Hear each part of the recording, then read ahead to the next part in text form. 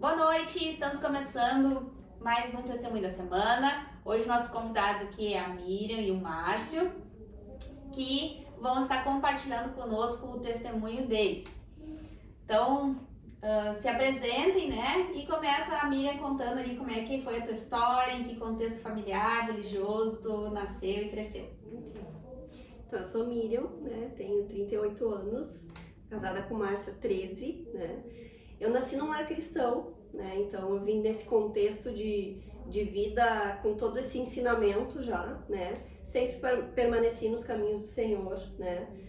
Teve a fase assim da adolescência, onde a gente sente que às vezes se afastava um pouquinho de Deus, mas permanecia no contexto, então logo se aproximava de novo, né? Então, nesse sentido, a gente tem várias experiências com Deus, a gente acaba não tendo uma grande experiência, a gente vai tendo desde a infância. Então, lembro da época de escolinha, né, de participar, lembro da época de vigílias, que hoje eu faço isso com a minha filha, né, eu trago o colchonetinho muitas vezes, porque era algo que eu também vivia, né, a gente participava disso, né, então lembro muito tenho essas lembranças, assim, né, e acho que é uma vantagem, porque a gente acaba sendo protegido de muitas coisas e maldades do mundo, enfim, então a gente não tem tantas vivências fora, assim, no mundo, né, então, e aí fui trilhando esse caminho, aí fui dedicando a buscar trabalho, buscar estudar, foi só depois de casada, né, quando eu tive uma depressão em função do trabalho, que eu decidi que eu tinha que dar um rumo na minha vida, porque até então eu era só uma formação de ensino médio e daí não tinha muita perspectiva, assim, né? E aí eu, por causa da depressão, eu disse, não, eu tenho que dar outro futuro, outro rumo pra minha vida, e aí eu decidi fazer a faculdade, aí o Márcio me apoiou, me ajudou, enfim. Então, basicamente isso. Então tá, Márcio, como é que foi a tua criação, que contexto familiar e religioso tu nasceu e cresceu? Bom, eu sou o Márcio, tenho 40 anos, eu venho de uma família disfuncional. Meus pais, logo que eu nasci, acho que eu tinha uns 2 anos, se separaram, e aí a mãe voltou a morar com a minha avó, e depois ela tomou um rumo e levou eu e mais 2 irmãos. E aí a mãe, num segundo casamento, ela se envolveu com o ocultismo, e aí a gente foi crescendo nesse mundo do ocultismo.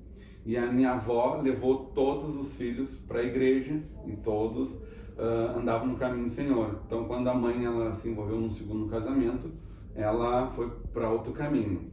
E ali eu fiquei com ela até próximo dos 12 anos. Então, quando estava prestes a ser consagrado, alguma situação de ritual, quando criança eu fui apresentado ao Senhor, o Senhor guardou. E ali dos 12 aos 13 anos eu fui morar com a minha avó. Daí deixei de conviver com a minha mãe devido à família disfuncional. E ali dos 13 anos em diante eu comecei a ir com a avó no culto, acompanhar ela no culto, e morei com ela até próximo ali os 21. Aí depois eu decidi me aventurar sozinho, morar sozinho, uma independência ali. E aí já trabalhava, sempre trabalhei desde cedo. Então a gente tinha, na minha época, né, tinha pátio para capinar, tinha grade para pintar, de vizinhos, de amigos, trabalhava de ajudante até aquela fase ali do quartel, se alistar e estar liberado para, enfim, assinar a carteira e tal. E aí me batizei, me envolvi na parte musical, sempre fui envolvido, os meus tios carregavam instrumentos, iam para vigília, batismo, congressos. Então dali em diante eu tive uma nova educação, né? Dos 13 anos até hoje, assim, o que ficou marcado foi essa experiência, né? E aí quando eu fui morar sozinho, daí eu me afastei do Senhor, e aí foi onde eu conheci essa bênção. E aí eu estava afastado. A gente até se conheceu quando eu ainda congregava e morava com a avó, né? E aí quando eu fui morar sozinho, aí eu me afastei por um tempo. E aí eu reencontrei a Miriam, E aí começou uma nova caminhada. Eu morava sozinho e desde a primeira vez que eu botei os olhos na Miri, num encerramento de um congresso, eu fui tocar na casa de umas irmãs e uma delas estava de aniversário. E aí eu vi a Miri lá no cantinho. Aí Deus me deu a oportunidade de, indo embora, encontrar o pai dela estacionando o caminhão com a placa do telefone, faço frete, aqui que a Miriam mora, aqui que é o telefone dela. No outro dia eu já estava ligando, mas não era para fazer frete, era para conversar com a Miriam. E ali foi um projeto de Deus, um propósito de Deus. E ali a gente se tornou amigos, então, né? Mas não tinha futuro, né, Samuel? Não tinha futuro nenhum. Era, vamos dizer, um andarilho, né? Um pouco aqui, um pouco ali. Não tinha emprego fixo, né? Tinha uma estrutura bem... como é que eu vou dizer a palavra? Não tinha uma estrutura, né, para oferecer, e então os pais não concordaram com um namoro. Nós éramos muito novos, e aí eu estava no mundo, me vi no mundo, fazendo segurança noturna, e um dia eu vi o pai dela passando de noite com um caminhão, e eu não sei quem estava dentro do caminhão, e naquele dia um bêbado falou comigo, Deus usou um bêbado para falar comigo. E eu lembro que foi uma das noites bem conturbada, e naquela noite acabou sem um arranhão, mas todos que da segurança se machucaram, e eu vi o cuidado de Deus, mesmo eu estando desviado, assim. E quando o bêbado disse que Deus estava vendo tudo e que Ele me amava, eu vi Deus falando comigo, e eu fui para o segundo serviço chorando, mas não era um serviço digno para uma pessoa dar um futuro para alguém, né? E aí eu disse para Deus, me tira disso, Deus. Se tu me amas, se tu tem um propósito, me tira disso.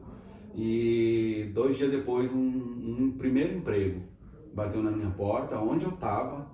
Daí Deus usou uma prima minha para me orientar, aonde eu tive o meu primeiro serviço de carteira assinada. Aí voltei a estudar, mesmo morando sozinho. E dali em diante, Deus começou a fazer uma obra, assim. E aí eu reencontrei a Miriam, a gente se encontrou, se fechava, a gente se encontrava assim do nada. Do nada, na 59, nós se encontrava, eu ia até a 68 caminhando com ela. Ela até achava que eu adorava caminhar, mas na verdade eu gostava da companhia dela, né? Aí ela dizia, como tu gostava de caminhar? Não, eu não tinha dinheiro para passagem, então eu caminhava com ela gostava de caminhar, e eu era pobre mesmo que não tinha dinheiro para passagem. Então, até banho de chuva nós tomamos. E não tinha WhatsApp naquela época, não, nem tinha. Celular a gente tinha, era realmente Deus cruzando o nosso caminho, assim, É né? verdade. E aí eu peguei meu primeiro emprego, segurei firme aquela oportunidade, e foi uma oportunidade de crescimento, comecei a estudar, e assim fui evoluindo, né? E aí a Miriam começou a perceber essa transformação de compromisso, de honrar as oportunidades. Tinha a 4ª série, concluí, e aí como eu estava parado, ela me convidou para ir na igreja com a família dela, daí eu ia final de semana, e aí começou os convites, mas isso ao longo de 5 anos, né? Eu fiquei que nem mosca de padaria na volta da Miriam por 5 anos. E aí foi assim, aí ela viu essa maturidade, esse compromisso, e aí a gente começou a andar mais junto. Comecei a ir na casa dela, jantar com a família, fui convidado para ir conhecer a família dela em Rolante, e aí comecei a congregar. Sem me perceber, eu já estava congregando com ela. E aí a gente iniciou um namoro diante de Deus, tratamos algumas coisas e noivamos ao longo de 3 anos e depois casamos. Aí moramos ali na Cachoeirinha, uma casa que Deus nos abençoou, enviou uma pessoa, a dona Noraci, foi bênção de Deus, moramos ali 5 anos e meio, e aí estamos casados há 13 anos juntos. O que tu diz? Acrescenta disso, Não, é Miriam? isso, é. Aí nesse decorrer aí desses 13 anos, tivemos várias experiências, assim, né? Momentos era um desempregado, daqui a pouco era o outro, aquela coisa das dificuldades, tinha que pagar aluguel, mas Deus sempre honrou, né? Deus sempre abria portas, assim, né? A gente teve algumas experiências bem importantes, assim, depois de casado mesmo, e uma delas até foi esse contexto que eu tive depressão, era já nesse contexto casado, então foi difícil também para o Márcio lidar com isso, né? Porque era algo que, enquanto criado no meio, desde pequenininha nesse meio cristão, tinha um olhar preconceituoso para a doença. Como assim cristão tomando antidepressivo? Como assim? Não pode, isso não existe. Então eu fui muito resistente. Meu pastor na época que teve que dizer, filha, é doença e tem que tratar, tomar remédio como outra doença. E daí ali eu comecei a ver o quanto eu tinha uma mentalidade meio atrasada para algumas coisas, assim. E aí fiz o tratamento, aí ali a gente foi buscando esse mudar um pouco o rumo das coisas também, né? Aí o Márcio foi investindo na área dele, fazendo cursos, eu fui também procurando alguma coisa para melhorar, porque era muita instabilidade também, né? Então a gente foi buscando essas melhorias, assim. Teve um episódio também lá quando a gente morava na Noraci, que ele estava desempregado e foi trabalhar fazendo reparos e coisas assim, e ele foi instalar uma antena na casa de uma irmã e ele acabou caindo do telhado lá. E aquela experiência foi muito forte, porque toda vez que ele dizia, vou lá na casa da irmã instalar a antena, vinha uma voz que me dizia assim, vai cair do telhado. E eu não dava bola. Aí não dava certo naquele dia. Daqui a pouco ele, hoje eu vou, hoje acho que vai dar, eu vou ir. Assim foi umas 4 vezes, acho, né, que ele ia reagendando pra ir lá. Toda vez que ele dizia, eu vou lá instalar a antena, vinha uma frase, vai cair do telhado. Daí um dia eu me incomodei com isso, eu disse, que mania de pensar coisa ruim. Foi essa a reação que eu tive, eu não percebi que era o Espírito Santo me pedindo pra orar, né? E eu não me dei conta. E aí ele foi, e ele caiu do telhado. Mas assim, pra glória de Deus, foi uma fratura muito pequena na coluna, não afetou, né? Nada grave, o médico deu alta logo em seguida, aí usou um colete, enfim. Então, eram momentos difíceis, assim, que a gente também passou, né? E daí, estabilidades financeiras e coisas nesse sentido, assim, mas Deus sempre foi fiel, sempre nos conduziu, nos guardou, enfim, então muitas vitórias a gente conseguiu. Eu tive uma experiência ao longo desses anos, depois que eu fui morar sozinho, eu sempre tive um desejo de conhecer meu pai, né? Porque eu não conhecia meu pai.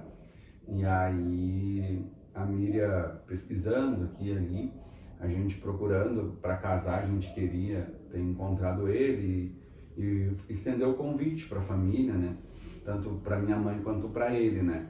E aí nós não encontramos na data do casamento, mas Deus, de uma maneira muito especial, ele me deu essa oportunidade de achar. Fomos a Santa Maria numas férias nossas e lá era como achar uma agulha no palheiro, né? Mas Deus foi tão bom que ele preparou tudo em Santa Maria. Achei uma tia em Santa Maria, conheci o meu pai em saúde perfeita na época, né? Foi bem no início do nosso casamento, né? Mas eu tinha muito, assim, uma mágoa no meu coração. Meu coração foi preso muitos anos por mágoas, né? Na questão de paternidade. E eu digo que o forte, né, de todas as experiências por onde eu passei foi Deus trabalhando um pouquinho. E por último foi agora no Retiro dos Homens aqui na Seara, na qual eu participei já sendo pai, né? Já sendo pai, tive a oportunidade de participar e, como eu digo, em todos os outros caminhos que eu caminhei, as experiências com Deus foi trabalhando devagarinho no meu coração. E agora nesses últimos 3 anos aí foi uma experiência muito linda, assim, porque daí eu tive a oportunidade ano passado de reencontrar meu pai. Respeitei um tempo que ele não quis a aproximação, muito longe, né? A questão financeira de cada família são diferentes. E aí eu tive a oportunidade de ir agora o ano passado e uma experiência muito boa, assim, aonde após o retiro eu consegui liberar o perdão. Eu consegui lá rever ele numa situação bem complicada de saúde, e ministrar o amor de Deus e com o coração curado, porque diferente de aproximadamente 12 anos atrás, eu tinha o desejo de conhecer e de, quem sabe, ter esse vínculo, né? Mas o meu coração não liberava o perdão, porque nunca entendeu a paternidade. Mas quando a gente é pai, a gente muda a nossa maneira de pensar, a nossa maneira de agir, de sentir, muda da água para o vinho. E aí tive a oportunidade, já estava recebendo notícia do pai nos últimos 3 anos, né, a diabetes consumindo ele, né, e aí nós tivemos a oportunidade de ir, e aí estive na casa, estive ministrando com a família, ele já tem uma família lá, e liberar o perdão foi um momento transformador para o meu coração, e creio que para o coração dele, né? Porque ele também não pôde participar aqui por questões financeiras e tendo uma outra família lá. E aí eu consegui ver a vida de uma outra maneira, pensar diferente. Eu posso dizer assim que o meu coração mudou muito, muito, muito. E essa restauração, assim, de perdoar, né? De perdoar, porque eu tenho hoje 40 anos, eu vivi, posso te dizer que 30 anos foi debaixo de mágoa, debaixo de sentimentos de rejeição, porque era assim que eu me sentia. Porque quando a gente vê uma outra família que tem a paternidade, a figura da paternidade, tu te olha para ti de uma outra maneira. Mas eu digo assim que do retiro dos homens para cá, mudou. Desde o nascimento da Mariana, que é um marco na minha vida, fiz um ano e meio de sessão de terapia transformador, muda nosso modo de ver, a nossa lente de olhar, assim, e digo para ti que uma experiência muito linda mesmo, do perdão, de entender e ver como Deus é bom, como Ele cuida de todas as coisas. Quando eu achava que não teria futuro, Deus coloca uma pessoa que no início da nossa caminhada, sem expectativa de futuro, totalmente desorganizado financeiramente, a Miriam veio um ensino e me auxiliou no início dessa caminhada de morar sozinho, de construir financeiramente. Ela foi a pessoa que me ensinou. Porque quando a gente vem de uma família disfuncional, a gente é disfuncional. Por mais que a gente pode estar dentro da igreja e não tem uma mentalidade restaurada por completo, acaba sendo disfuncional. E no início, ela me auxiliou bastante. No início desse morar sozinho até nós casar, ela auxiliou, ensinou porque ela veio de uma família, de uma estrutura sólida, ao qual tinha organização dentro da casa, financeiramente, são herdeiros, né? Então ela já tinha isso de berço. E aí, quando eu comecei a ver a maneira dela de ministrar, e ela dizia, assim não, assim dá, lá no início do namoro. Isso que foi interessante para mim, que eu ressalto hoje. Hoje eu consigo ser um administrador da minha casa, mas porque eu tive uma ajudadora lá no namoro. Eu lembro que no noivado eu vim com um presente para ela e ela ficou furiosa, né? Porque nós estava para construir, formar uma casa. Eu vou lá e compro algo desnecessário em 10 vezes. E ela disse, não, isso não pode acontecer. Conversou, eu tenho condições de fazer assim, assim, assim, e isso não é uma necessidade. Aquilo foi, na hora eu fiquei bravo, assim, muito bravo, assim, não tá aceitando um presente, mas depois parei, pensei, analisei, não, ela tem razão. Então aquilo que tu fazia em 10 e 24 acabou. Só se é uma coisa muito cara, assim, mas o ensino com aquilo, sabe? Então aí a gente entrou num casamento já mais organizado, e depois teve essa experiência dela ter a depressão, de entender aquele processo que ela estava vivendo. Não foi fácil, Porque a gente, como eu te falei, a gente olha de uma maneira e julga de uma maneira com a nossa lente. Então, como uma pessoa que tem tudo, não passou fome, não passou necessidade, porque ali eram duas pessoas totalmente diferentes, né? E eu dizia, tu tem tudo e tal. Daqui a pouco eu parei e pensei, não, eu sou o marido, agora já casado eu tenho que auxiliar. Mas lá no namoro foi um aprendizado. Depois aí ela se dedicou na depressão, em tratar isso. Ela começou uma nova etapa de faculdade. E daqui a pouco ela passa a não trabalhar. Olha como é importante a gente respeitar, a palavra fala em Eclesiastes que há tempo para todas as coisas, e quando a gente aproveita esse tempo para aprendizado, a gente consegue, com orgulho que eu digo, com uma pessoa que passou necessidade, para uma pessoa que não tinha expectativa de futuro, até para a própria família, que apontaram o dedo, isso vai ser isso, vai ser isso, vai ser aquilo, graças a Deus que Deus teve misericórdia. Mas quando eu tive a oportunidade de aprender com alguém que veio de uma família funcional organizada, quando chegou lá no meu casamento lá, eu consegui colocar em prática aquilo que eu aprendi no início do namoro e noivado, que levou 3 anos. É tempo. Construção leva tempo e tem que querer aprender. Aí eu chego depois numa etapa do casamento, pagando aluguel, o início de uma faculdade e Deus me dando graça por aquilo que eu aprendi lá no namoro. Aí eu consegui administrar, e ela, como uma esposa ajudadora que aprendeu isso em família, nós conseguimos concluir e Deus foi suprindo toda a nossa etapa de vida. Na faculdade, a conclusão, e bem na conclusão já veio a Mariana, presente de Deus, assim. Então, assim, há tempo para todas as coisas. E quando a gente vive aquele tempo com excelência, a gente colhe os frutos da obediência. E a importância de aprender com as etapas, né? Porque se tu não aprende com aquilo que tu tá...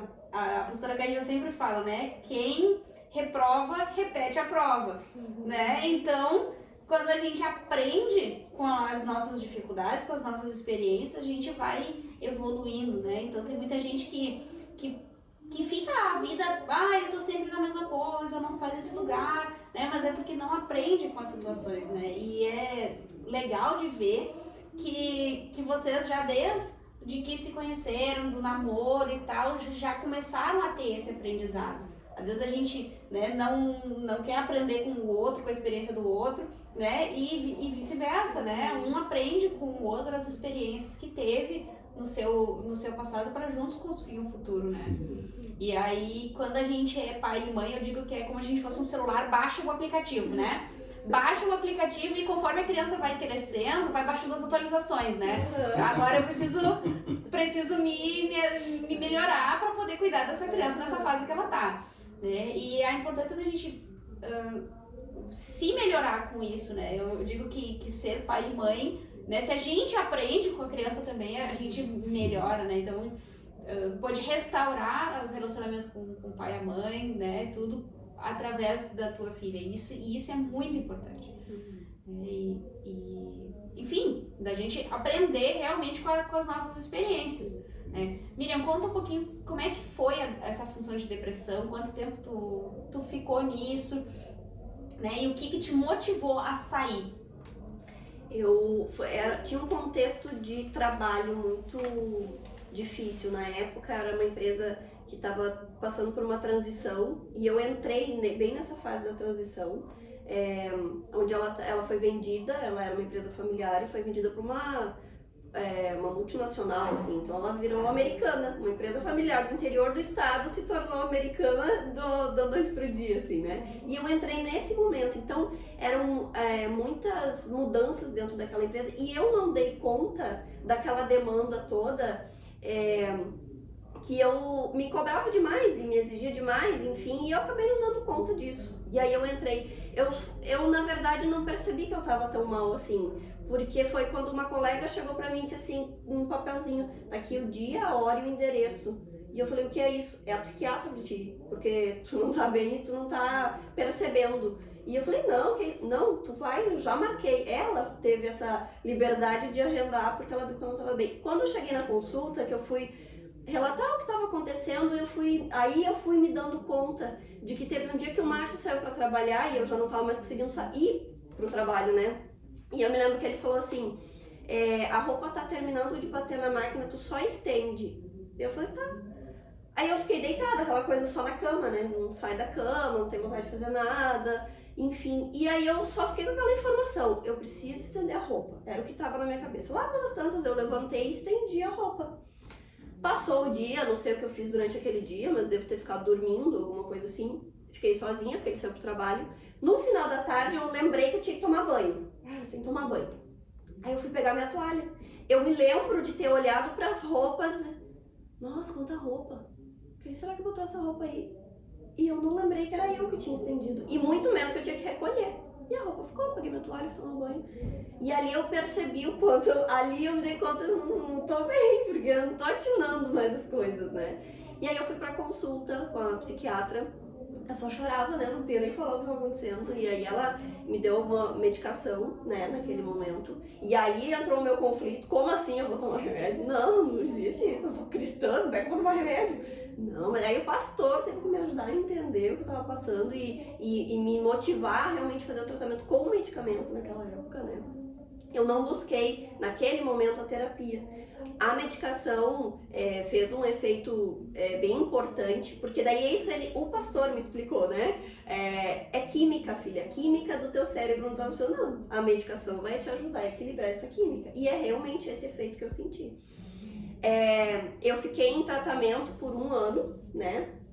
E nesse meio tempo a questão da empresa daí também foi se modificando, isso foi ajudando, mas com certeza era esse apoio que no início eu via um olhar preconceituoso das pessoas, depois eu fui vendo que era eu, porque eu fui me dando conta de que a irmãzinha lá tinha uma determinada doença, ela também tomava antidepressivo, e a outra lá também tinha não sei o que, ela também tomava, e eu fui me dando conta que isso era realmente uma coisa normal que precisava ser tratada. Então eu fui aceitando esse tratamento.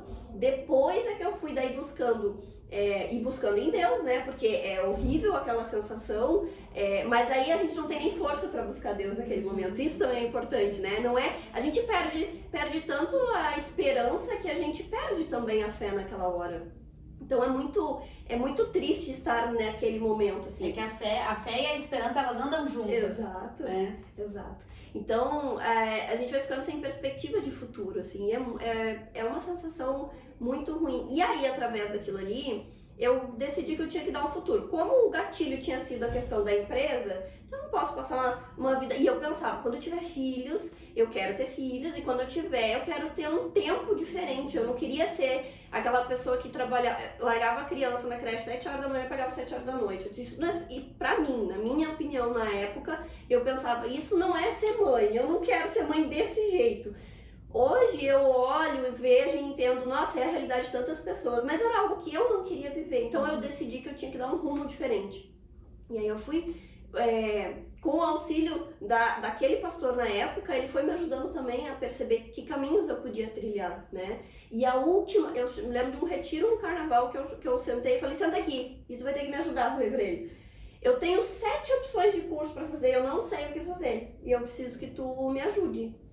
E aí eu fui listando lá os cursos que eu achava na minha cabeça, assim, que eu podia fazer, que eu achava que eu ia gostar. E ele só dizia, não, esse também não, esse não sei o quê, tudo ele dizia não. Quando eu disse, tá, agora eu vou te falar o último, e aí, falei, psicologia, ele falou, é isso aí, pode ir. E a partir dali, eu fui com sede na busca daquilo. E aí eu fui atrás de instituição pra fazer, e eu fui achar... né, jeitos e meios. Aí eu saí nesse meio tempo daquela empresa que eu tava, e uma outra empresa veio e queria me contratar, e eu disse, era lá do Sul de Porto Alegre, ia atrapalhar a minha organização para estudar. Só faltou eles ir lá em casa, me pegar pela mão e dizer, não, tu é nossa funcionária. E eu tive que dizer não todas as vezes que eles foram atrás de mim, porque aquilo ia me tirar do foco que eu tinha dado. E eu disse, não, eu falei, não sei o que vai ser, mas lá eu não vou, vai atrapalhar tudo. E aí Deus abriu uma porta muito mais perto, e aí eu pude, por um tempo, conciliar essa questão de trabalhar e estudar. Isso, com o passar do tempo, foi ficando difícil, mas eu precisava do trabalho para pagar a faculdade. E aí eu disse, vou fazer um Enem então, porque juntando aqui o nosso dinheirinho dá uma meia bolsa, já é a metade. E eu fiz o Enem e eu consegui a meia bolsa. Mas estava pesado a demanda, porque eu acordava 5 horas da manhã, trabalhava o dia todo, daí eu ia direto pra faculdade, daí chegava em casa, só tomava banho, dormia, já ia de novo. Aquilo começou a ficar pesado, eu falei, eu não tô dando conta. E aí eu queria fazer mais cadeiras, né? Aí eu disse, e se eu saísse do trabalho e tentasse uma bolsa integral? Porque afinal o valor da mensalidade era praticamente o que eu ia estar recebendo lá, né? Então vamos. Aí saí da empresa e aí fui lá e fiz outro Enem. E daí eu consegui a bolsa integral. Aí eu me joguei. Aí era só estudando, que eu ia todo mundo dizer, tá só estudando. Só estudando. Só estudando. De manhã, de tarde, de noite, todas as cadeiras que apareciam, tudo que surgia, só estudando. E aí o Márcio era o provedor de tudo, né? Então ele que segurou financeiramente toda essa barra, assim, né? E aí eu fazia tudo que dava, porque eu tinha pressa. E aí eu tinha bolsa, então não tinha mais nada. E aí vários milagres nesse sentido, Deus foi suprindo. E aí eu me formei, a Mariana tinha 30 dias quando foi minha formatura. Deixei ela um dia inteiro, fiquei longe dela um dia inteiro lá pro dia da formatura lá. Foi difícil porque ela com 30 dias tão pequenininha, né? Mas era também um sonho ali que tinha que ser concluído, né? E aí depois, daí ela tinha quase um ano quando eu comecei a atuar mesmo, também fiquei longe por um tempo, né? E daí hoje eu trabalho nessa área, assim. E aí hoje eu tenho esse tempo, porque eu consigo organizar a agenda da melhor maneira pra gente, assim, né? Então, as coisas foram indo. Mas é Deus em cada detalhe. Pra te ter uma ideia, teve um dia que eu tinha que fazer a matrícula. Tinha conseguido, acho que já essa primeira meia bolsa. E eu tinha levado os documentos na instituição, só que eu tinha levado o comprovante de ensino médio do curso técnico que eu tinha feito. E não podia ser, tinha que ser do ensino médio mesmo. E eu acordei um dia com uma crise de labirintite muito forte, não pude trabalhar. Como eu fiquei em casa lá, no meio do dia, a crise da labirintite passou e eu fui pro computador ali ver algumas coisas. E aquele era o último dia que eu tinha para levar o comprovante. E aí eu lembrei que o ensino técnico que eu tinha feito era bem pertinho de casa, de onde eu tava morando. E eu fui até a escola, peguei o comprovante, consegui levar. Daí eu disse até isso, né? Deus proporcionou uma crise de labirintite, porque se eu não tivesse ficado em casa aquele dia, eu não tinha visto, eu tinha perdido o prazo para levar o documento, né? Então é esses detalhes, assim, que Deus ia sempre cuidando pra gente, né? Quando a gente se dispõe, né, a estar com Deus, ele vai cuidando das nossas prioridades, das nossas necessidades, né? A Bíblia mesmo fala, né? Confia no Senhor e o mais Ele fará. Então é muito importante da gente de ver isso, né? E para finalizar, então, deixem uma palavra para as pessoas que estão nos assistindo, né?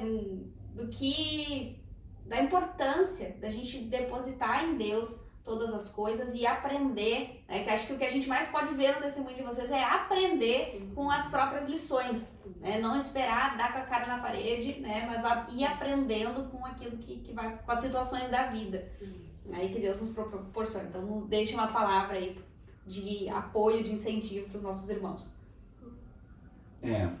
Eu digo assim que a gente tem que confiar. É a palavra-chave, confiar em Deus, porque a gente é rápido em resolver as coisas do nosso jeito, no nosso braço. E como eu disse em Eclesiastes, há tempo para todas as coisas. E Deus é fiel, que a obra que Ele começa, Ele vai cumprir até o dia da sua vinda.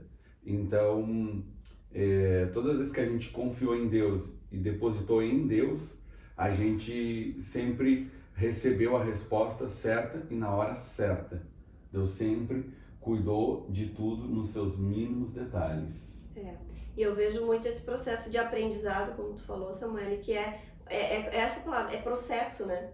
E aí então a gente tem que respeitar esses processos, né? E a gente não entende muitas vezes na hora que a gente está vivendo que lição a gente vai tirar. Quando ele caiu no telhado, era tudo que eu me perguntava. Por que a gente tem que passar por isso agora, assim, do nada, uma tragédia, né? Porque era assim que eu via na época.